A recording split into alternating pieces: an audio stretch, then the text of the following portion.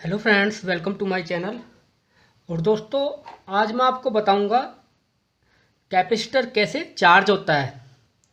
तो ये एक कैपेसिटर सर्किट है जिसमें ये 18 माइक्रो फैराड 35 वोल्ट का एक कैपेसिटर, इलेक्ट्रोलाइट कैपेसिटर ये लगा हुआ है ये। और ये 15K का रेजिस्टेंस लगा हुआ है ये, जो कि ये दो रेजिस्टेंस लगे हुए हैं, आप देख सकते हो 30 के। तो ये 15K हो गया पैरेलल में। और ये स्विच जो है वो चार्जिंग के लिए है। जब मैं इसको प्रेस करूँगा तो ये चार्ज होगा ऐसे। और ये वाला स्विच जो है ये डिस्चार्जिंग के लिए है। जब मैं इसको प्रेस करूँगा तो ये ऐसे डिस्चार्ज होगा। और ये हमारी 17.5 वोल्ट पावर सप्लाई है, ये पॉजिटिव ये नेगेटिव। तो चार्जिंग का पाथ जो होगा वो ऐसे होगा और डिस्चार्जिंग का पाथ जो होगा वो ऐसे होगा। और चार्जिंग और डिस्चार्जिंग इस कैपेसिटर के थ्रू, रेजिस्टेंस के थ्रू होगी। तो ये इसका पॉजिटिव पॉइंट, ये नेगेटिव पॉइंट। तो आप देख सकते हो लगभग यहाँ पर 0.1 वोल्ट है, इसको हम पूरा 0 वोल्ट कर लेते हैं।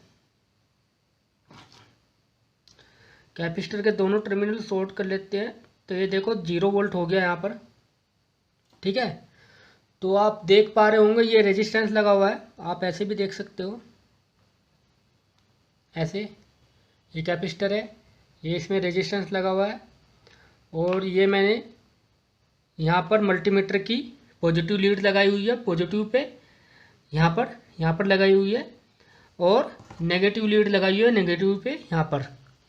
तो जब मैं ये वाला स्विच प्रेस करूँगा ये वाला, तो ये चार्ज होगा। और जब मैं इसको रिलीज करूँगा और फिर ये प्रेस करूँगा तो ये डिस्चार्ज होगा, जब ये वाला प्रेस करूँगा। तो आइए देखते हैं इसकी चार्जिंग, देखते हैं पहले। तो पहले मैं ये वाला स्विच प्रेस करता हूँ तो इसकी ऐसे चार्जिंग होगी और यहाँ पर वोल्टेज धीरे धीरे इंक्रीज होती है, मल्टीमीटर में वोल्टेज इंक्रीज होगी। तो आइए देखते हैं, ये चार्ज होना स्टार्ट हो गया है। 1 वोल्ट, 2 वोल्ट, 3 वोल्ट। तो आप देख सकते हो कितनी तेज़ी से चार्ज हो रहा है रेजिस्टेंस के थ्रू।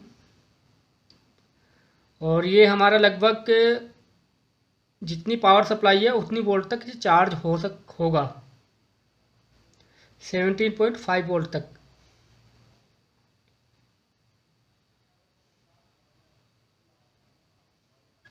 और जैसे जैसे कैपेसिटर चार्ज होता जाता है फिर इसकी ये चार्जिंग वोल्टेज जो है, इसकी जो तेज़ी से चार्ज नहीं होता, फिर ये धीरे धीरे चार्ज होना स्टार्ट हो जाता है। जब ये बिल्कुल फाइनल में हो जाएगा, जब ये बहुत धीरे धीरे चार्ज होगा, क्योंकि वोल्टेज लेवल लगभग इक्वल हो जाता है।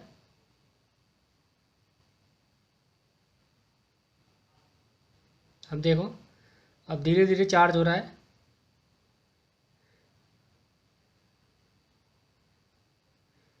क्योंकि जैसे जैसे कैपेसिटर का वोल्टेज लेवल पावर सप्लाई के करीब आएगा, क्लोज आएगा, तो क्या होगा, करंट जो है वो कम होती जाएगी। 16 वोल्ट,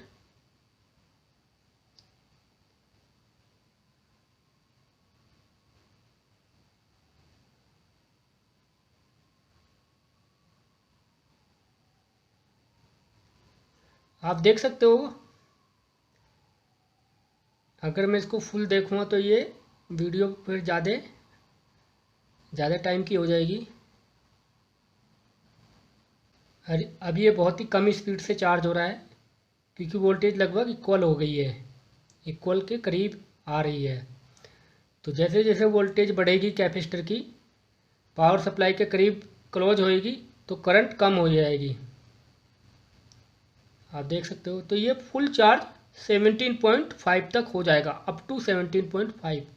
जितनी हमारी सप्लाई वोल्टेज है उतनी वोल्टेज तक ये चार्ज हो जाएगा। ये बहुत टाइम लेगा, तो इसको मैं यहीं पे छोड़ देता हूँ अभी। और जो थ्योरी बोलती है वो बोलती है कि सप्लाई वोल्ट तक ये चार्ज होगा। और इसके लिए कंडीशन ये ज़रूरी है कि आपकी कैपेसिटर की वोल्टेज जो है वो पावर सप्लाई के इक्वल होनी चाहिए, या उससे ज़्यादा होनी चाहिए, उससे कम नहीं होनी चाहिए पावर सप्लाई से। अदरवाइज़ आपका जो कैपेसिटर है वो ब्लास्ट हो सकता है। धीरे धीरे ये फुल 17.5 वोल्ट तक पहुंच जाएगा, क्योंकि ये थ्योरी बोलती है कि कैपेसिटर वहाँ तक चार्ज होगा जितनी उसकी वोल्टेज अप्लाई होती है, उससे वो ज़्यादा चार्ज नहीं होता।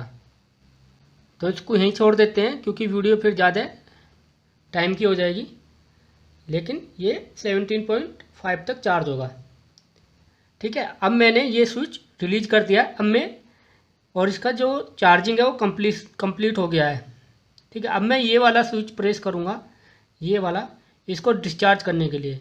तो डिस्चार्जिंग कैसे होगी? ऐसे होगी। अब यहाँ से ये सप्लाई कट हो गई है, ये स्विच ऑफ हो गया तो ये सप्लाई कट होगी। ये ऐड है, इससे कोई फ़र्क नहीं पड़ता। तो ये ऐसे डिस्चार्ज होगा। अब